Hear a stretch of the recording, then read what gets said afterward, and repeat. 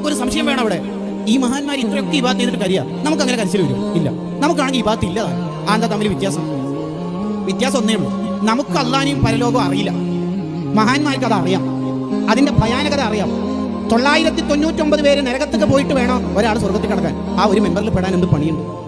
ആയിരക്കണക്കിന് കൊല്ലം സഞ്ചരിക്കാനുള്ള പാല സിറാത്ത് പാലം. ആ പാലത്തിലൂടെ നടക്കണമെങ്കിൽ കാലിന് എത്ര ആത്മീയ റീചാർജ് ചെയ്യണം?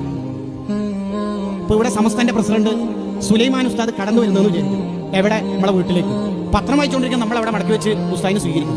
നമ്മുടെ ഒരു ചെറിയ മോള് UKG പഠിക്കുന്ന ഒരു ചെറിയ മോള് ഉസ്താദിനെ മെയിൻ ജോലി ചെയ്യില്ല. കാരണം ആ കുട്ടിക്ക് സുലൈമാൻ ഉസ്താദിനെ അറിയില്ല. നമുക്ക് അറിയാം. ഗസാലി ഇമാമിനെ നിസ്കരിക്കുമ്പോൾ ആരെ മുമ്പിലാണ് നിൽക്കുന്നതെന്ന് അറിയാം, നമുക്ക് അറിയില്ല. അത്ര തന്നെ വ്യത്യാസം. ഇനി വേറെ തക്കിക്കൊന്നും പറ്റേണ്ട ആവശ്യമില്ല. ഇതാണ് നമ്മുടെ നിലവിലുള്ള സ്റ്റാറ്റസ്. നമുക്ക് പേടി വേണം, ആഖിറത്തെ ഓർത്ത് പേടി വേണം. എല്ലാ ആൾക്കാരെയും നരകത്തിൽ കടത്തി ഒരാളെ മാത്രം സ്വർഗത്തിൽ കടത്തുന്നു എന്ന് അള്ളാഹ് പറഞ്ഞാൽ ഞാൻ വിചാരിക്കും